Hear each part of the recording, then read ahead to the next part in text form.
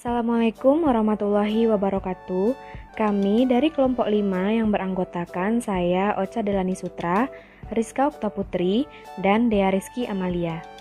Baiklah, kami akan membahas mengenai Audit of Inventory and Warehousing Cycle.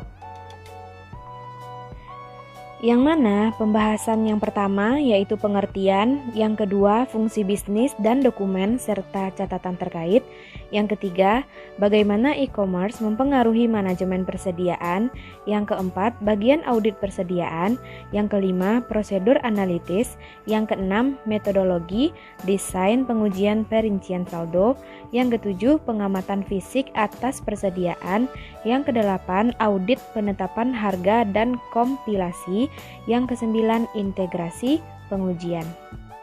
Di sini saya akan membahas yang pertama tentang pengertian audit, yang kedua tentang pengertian persediaan, yang ketiga pengertian pergudangan, yang keempat pengertian audit siklus persediaan dan pergudangan.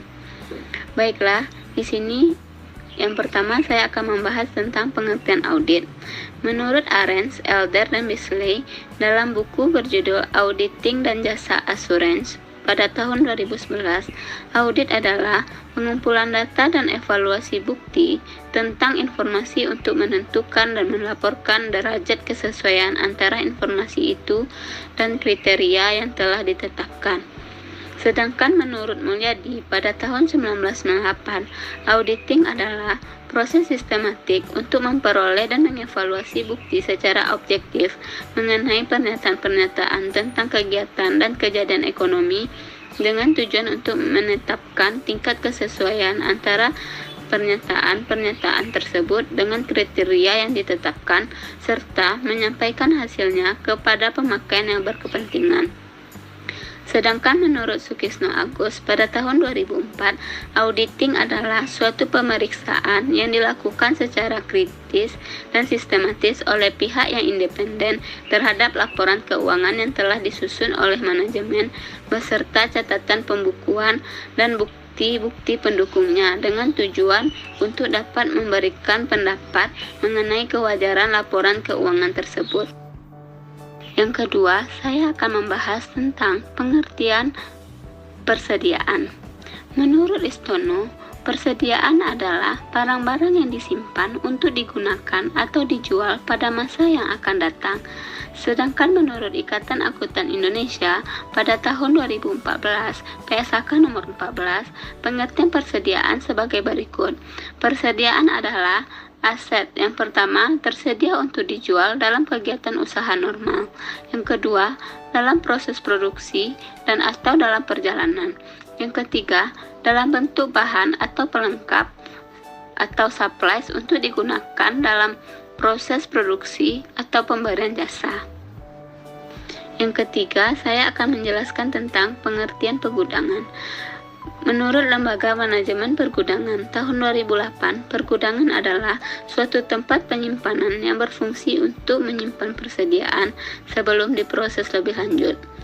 Menurut Mulcani pada tahun 1994, pergudangan adalah suatu fungsi penyimpanan berbagai macam jenis produk yang memiliki unit penyimpanan dalam jumlah yang besar maupun yang kecil dalam jangka waktu saat produk dihasilkan oleh pabrik penjual dan saat produk dibutuhkan oleh pelanggan atau stasiun kerja dalam fasilitas produksi. Yang keempat, saya akan membahas tentang pengertian audit siklus persediaan dan pergudangan. Siklus persediaan dan pergudangan merupakan siklus yang unik karena hubungan yang erat dengan siklus transaksi lainnya. Bagi perusahaan manufaktur, bahan baku memasuki siklus persediaan dan pergudangan dari siklus akuisisi dan pembayaran. Sementara tenaga kerja langsung memasuki dari siklus penggajian dan personalia. Siklus persediaan dan pergudangan diakhiri dengan penjualan barang dalam siklus penjualan dan penagihan. Audit terhadap persediaan, terutama pengujian saldo persediaan akhir tahun, seringkali merupakan bagian yang paling kompleks dan paling menghabiskan waktu audit. Selanjutnya, saya akan membahas tentang fungsi bisnis dan dokumen serta catatan terkait. Terdapat 7 fungsi yang membentuk siklus persediaan dan pergudangan akan membantu untuk memahami pengendalian tersebut dan bahan bukti audit yang diperlukan untuk menguji efektivitas antara lain. Yang pertama, memproses pesanan pembelian. Yang kedua, menerima bahan baku baru. Yang ketiga, menyimpan bahan baku. Yang keempat, memproses barang. Yang kelima, menyimpan barang jadi. Yang keenam, mengirimkan barang jadi. Yang ketujuh, file induk persediaan perfektual. Yang pertama, saya akan membahas tentang memproses pesanan pembelian. Siklus persediaan dan pergudangan dimulai dengan akuisisi bahan baku untuk produksi. Pengendalian yang memadai terhadap pembelian harus diselenggarakan apakah pembelian persediaan adalah berupa bahan baku suatu perusahaan manufaktur atau barang jadi bagi perusahaan retail. Dokumen terkait adalah permintaan pembelian yang merupakan formulir yang digunakan untuk meminta Departemen Pembelian untuk memesan persediaan. Yang kedua, menerima bahan baku baru. Penerimaan bahan baku yang dipesan yang juga merupakan bagian dari siklus akuisisi dan pembayaran, melibatkan inspeksi atas bahan yang diterima menyangkut kuantitas dan kualitasnya. Dokumen yang terkait adalah laporan penerimaan yang dibuat Departemen Penerimaan di mana laporan ini digunakan sebelum pembayaran dilakukan. Yang ketiga, menyimpan bahan baku. Setelah diterima, bahan itu biasanya disimpan di ruang penyimpanan.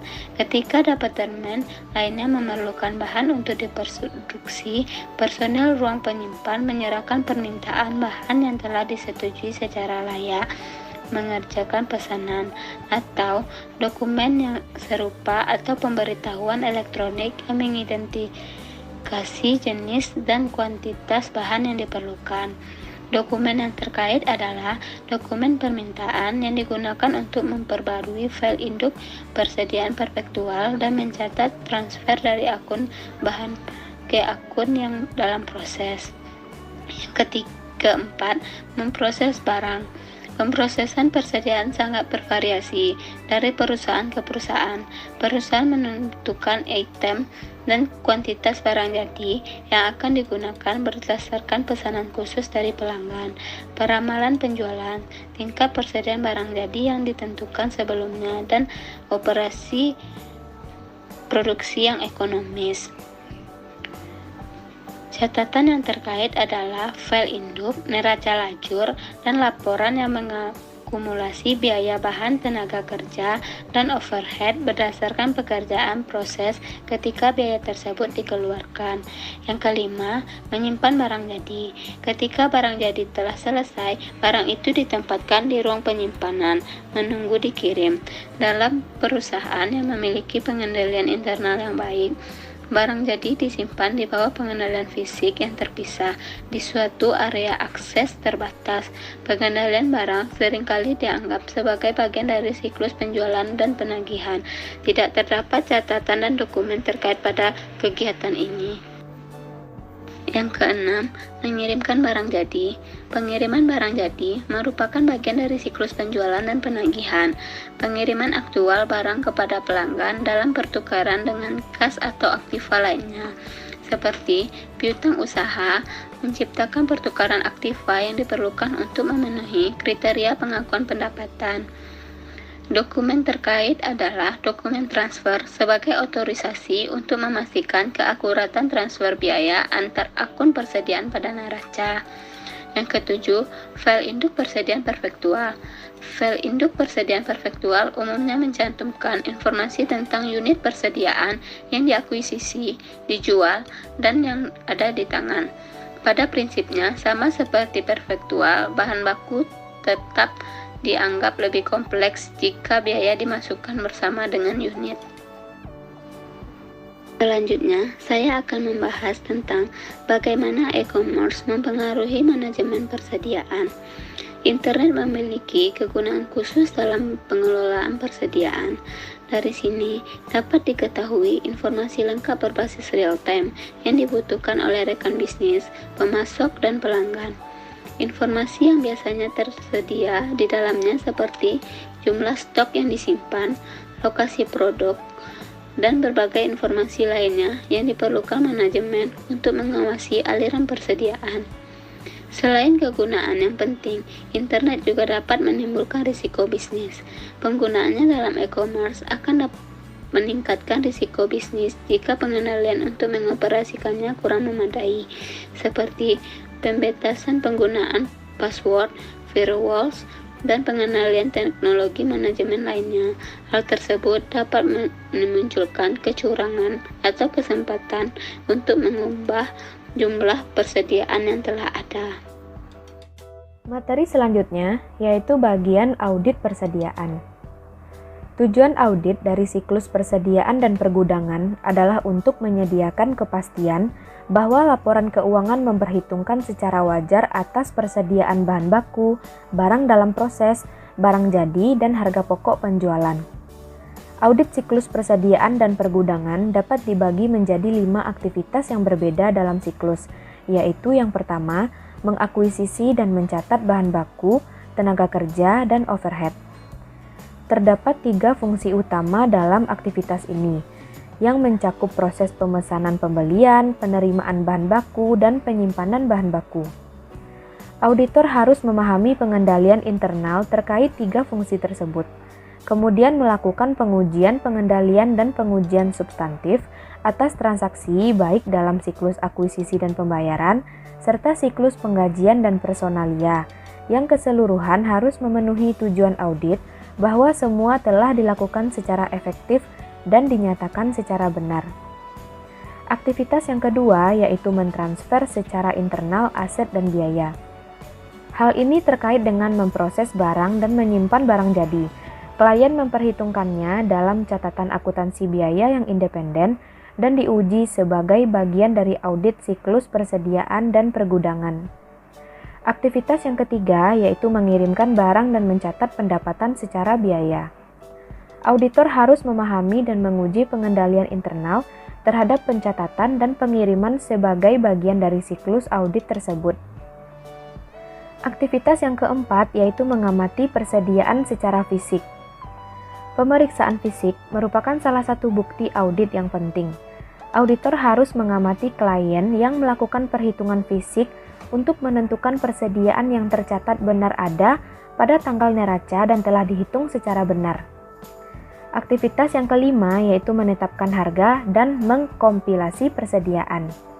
Yang pertama, pengujian biaya yang digunakan untuk menilai persediaan harus diuji untuk menentukan klien telah mengikuti secara benar metode persediaan dan sesuai dengan PABU. Hal ini merupakan proses audit yang disebut pengujian harga. Yang kedua, pengujian kompilasi perlu dilakukan auditor untuk memverifikasi perhitungan telah diikhtisarkan secara benar dan telah di-footing secara benar pada saldo persediaan buku besar umum yang sama. Materi selanjutnya yaitu prosedur analitis. Prosedur analitis adalah hal yang penting dalam audit persediaan dan pergudangan, seperti halnya dalam siklus lain. Dalam melakukan prosedur analitis yang menguji hubungan antara saldo akun persediaan dan akun laporan keuangan lainnya. Auditor sering menggunakan informasi non-keuangan untuk menilai kewajaran saldo terkait persediaan. Misalnya, auditor membutuhkan informasi mengenai ukuran dan berat pokok persediaan. Metode penyimpanannya, contohnya rak, tangki, dan lain-lain. Dan kapasitas fasilitas penyimpanan untuk menentukan apakah persediaan yang tercatat konsisten dengan persediaan yang tersimpan. Setelah melakukan pengujian yang benar atas pencatatan akuntansi biaya dan prosedur analitis, auditor harus memiliki dasar untuk mendesain dan melakukan pengujian perincian saldo persediaan. Materi selanjutnya yaitu metodologi desain pengujian perincian saldo. Persediaan jenisnya bervariasi di setiap perusahaan. Oleh karena itu, pemahaman atas industri dan bisnis klien lebih penting dalam persediaan dibandingkan dalam area lainnya. Beberapa hal pokok yang harus dipertimbangkan auditor antara lain adalah metode penilaian persediaan yang dipilih manajemen, potensi keuangan persediaan, dan risiko tertukarnya barang konsinyasi dengan persediaan milik sendiri. Auditor pertama kali harus mengenali persediaan klien dengan melakukan pengecekan terhadap fasilitas penyimpanan klien, termasuk area penerimaan barang, penyimpanan, produksi, perencanaan, dan penyimpanan catatan.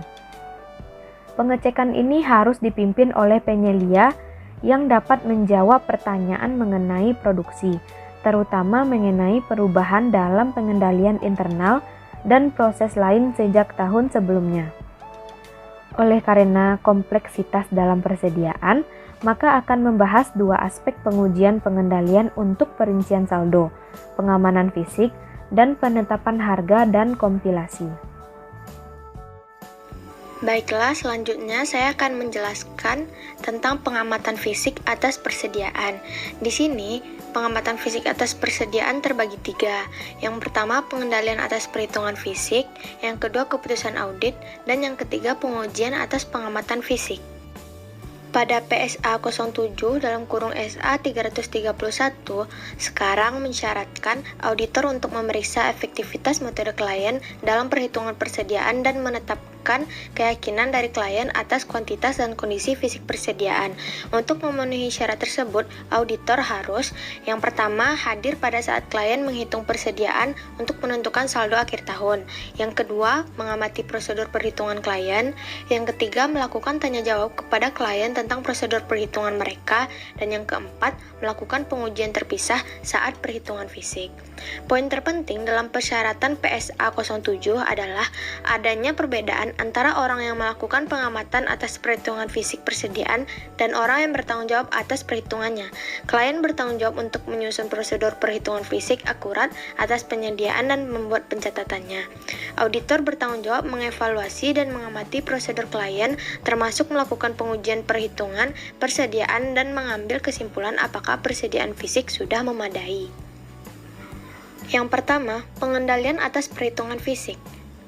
Terlepas dari metode pencatatan persediaan, klien harus melakukan perhitungan fisik secara periodik atas persediaan, tetapi tidak perlu setiap tahun.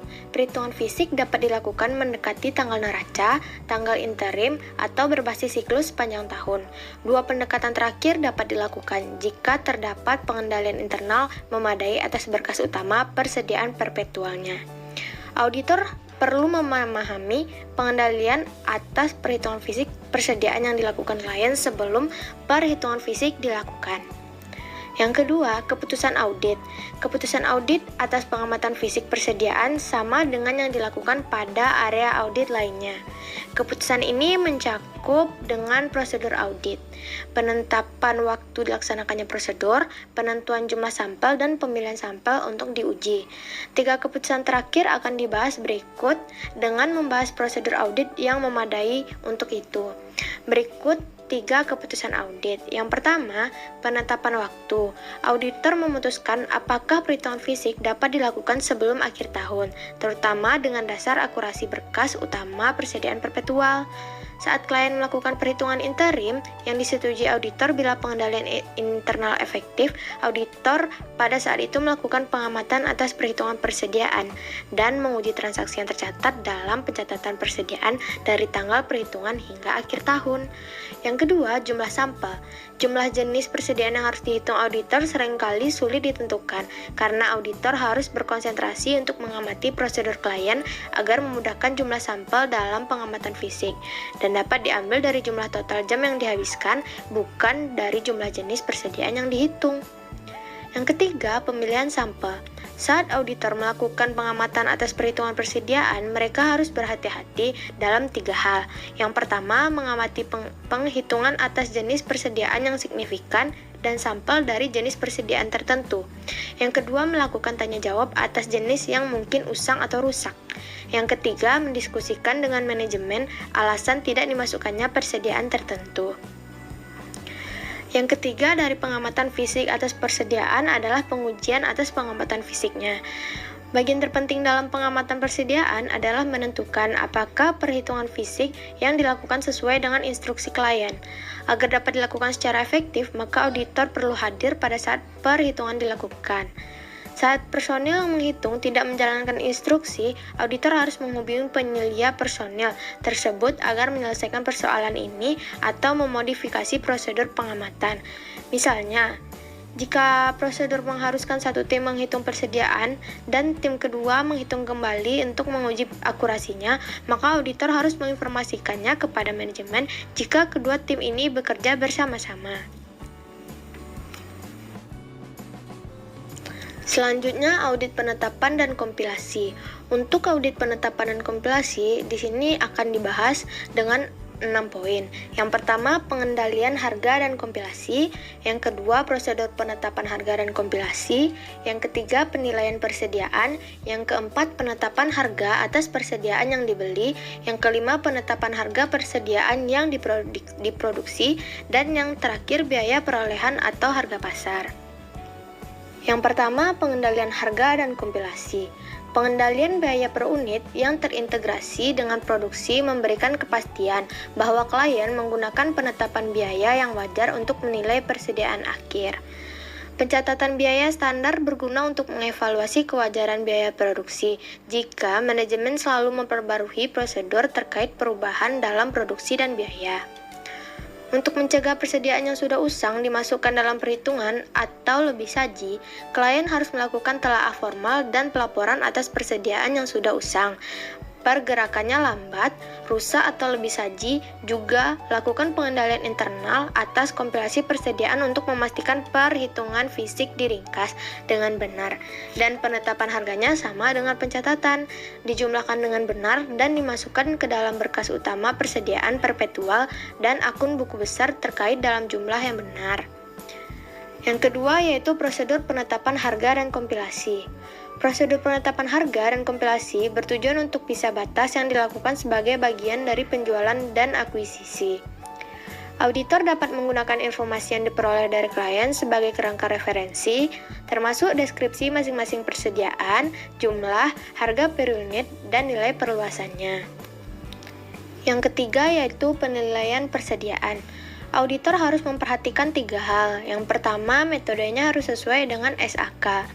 Yang kedua, penerapan metode harus konsisten dari tahun ke tahun.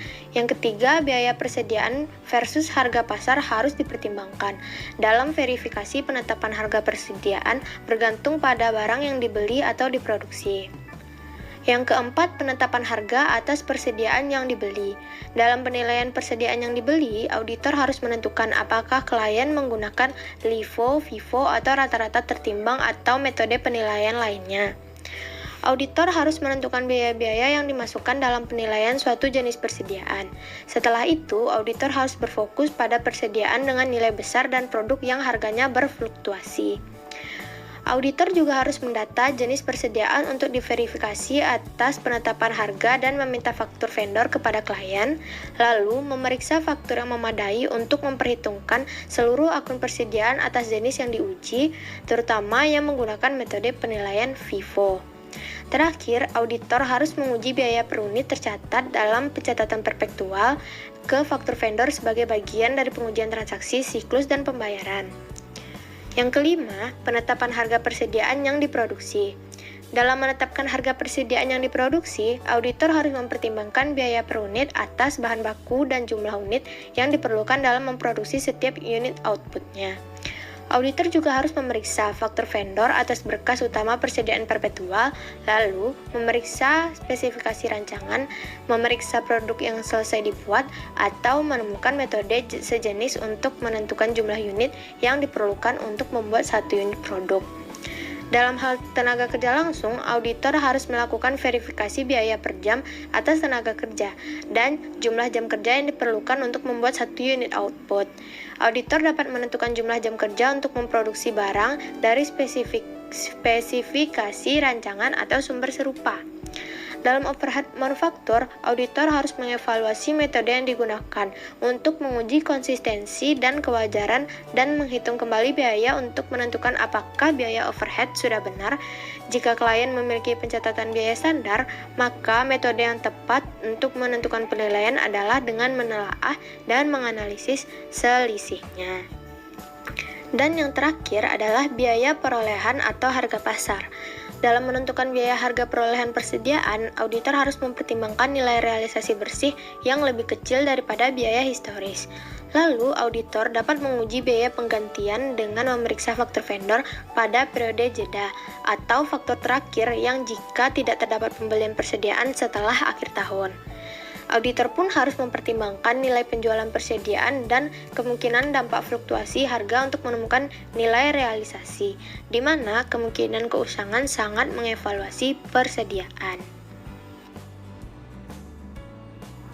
Nah, teman-teman jangan bosan dulu ya, karena masih ada satu pembahasan terakhir kita, yaitu integrasi pengujian. Untuk integrasi pengujian ini, kita akan membahasnya menjadi 5 poin. Yang pertama, pengujian atas siklus akuisisi dan pembayaran. Auditor melakukan verifikasi pembelian persediaan dan jumlah pengumpulan bukti atas akurasi pembelian bahan baku dan seluruh biaya overhead manufaktur, kecuali biaya tenaga kerja. Biaya pembelian mengalir ke harga pokok penjualan atau menjadi bagian terbesar dari persediaan akhir bahan baku, barang setengah jadi, dan barang jadi. Untuk audit yang kliennya menggunakan persediaan perpetual, auditor melakukan pengujian ini sebagai bagian dari prosedur pengujian pengendalian dan pengujian substantif atas transaksi yang dilakukan dalam siklus akuisisi dan pembayaran. Yang kedua, yaitu pengujian atas siklus penggajian dan personalia. Auditor melakukan verifikasi pada biaya tenaga kerja langsung yang kondisinya sama diterapkan seperti dalam pembelian. Kebanyakan pencatatan akuntansi biaya untuk biaya tenaga kerja langsung atau tidak langsung dapat diuji sebagai bagian dari audit siklus penggajian dan personalia. Yang ketiga, yaitu pengujian atas siklus penjualan dan penagihan. Pengujian audit dalam penyimpanan barang jadi seperti pengiriman dan pencatatan penjualan akan terjadi bila siklus penjualan dan penagihan diuji. Saat klien menggunakan pencatatan biaya standar, auditor dapat menguji biaya standar atas harga pokok penjualan bersamaan dengan pengujian penjualan. Dan yang keempat, pengujian akuntansi biaya. Pengujian atas pencatatan akuntansi biaya dilakukan untuk memverifikasi pengendalian yang mempengaruhi persediaan yang tidak diverifikasi auditor dalam pengujian ketika siklus sebelumnya. Auditor menguji pengendalian fisik, pemindahan biaya bahan baku ke barang setengah jadi, pemindahan biaya atas penyelesaian barang ke barang jadi, berkas utama persediaan perpetual, dan pencatatan biaya per unit. Dan yang terakhir dari integrasi pengujian ini adalah persediaan fisik, penetapan harga, dan kompilasi. Persediaan fisik, penetapan harga, dan kompilasi penting dalam audit persediaan karena salah saji satu aktivitas dapat menghasilkan salah saji pada persediaan dan harga pokok penjualan. Dalam audit, harga pokok penjualan merupakan nilai sisa dari persediaan awal ditambah pembelian bahan baku, biaya tenaga kerja langsung, dan biaya overhead manufaktur dikurangi persediaan akhir. Pada pengujian persediaan fisik, auditor sangat bergantung pada berkas utama persediaan perpetual jika diuji sebagai bagian dari siklus yang telah kita bahas dan telah dianggap andal. Oleh karena itu, auditor dapat mengamati dan menguji perhitungan fisik pada waktu di luar akhir tahun dan menggunakan perpetual agar pencatatan jumlahnya memadai. Saat auditor menguji pengendalian dan melakukan pengujian substantif atas transaksi dan saldo persediaan terkait, mereka juga mengintegrasikan pengujian yang berhubungan dengan tujuan audit terkait saldo. Dengan pengujian melakukan untuk memenuhi 4 tujuan penyajian tersebut dan pengungkapan. Standar akuntansi mensyaratkan pengungkapan atas metode penilaian persediaan dan informasi persediaan lainnya yang relevan, seperti informasi LIFO cadangan pada penjelasan tambahan. Auditor harus memperoleh pemahaman atas pengendalian klien sehubungan dengan pengungkapan persediaan yang melakukan pengujian pengendalian tersebut dan pengujian substantif untuk memperoleh bukti memadai bagi keempat tujuan penyajian dan pengungkapan. Nah, sudah sampai kita di penghujung video. Terima kasih buat teman-teman yang udah mau dengerin penjelasan kita. Semoga bisa menambah ilmu buat teman-teman semua dan kita semua menjadi tambah berilmu. Terima kasih, mohon maaf kalau ada salah-salah kata. Sekian dari kami. Don't forget to like, comment, and subscribe. Jangan lupa follow kita di Instagram @deareskiamalia, @ocadelani, dan @rizkaoktaputri_08. Terima kasih. Assalamualaikum warahmatullahi wabarakatuh.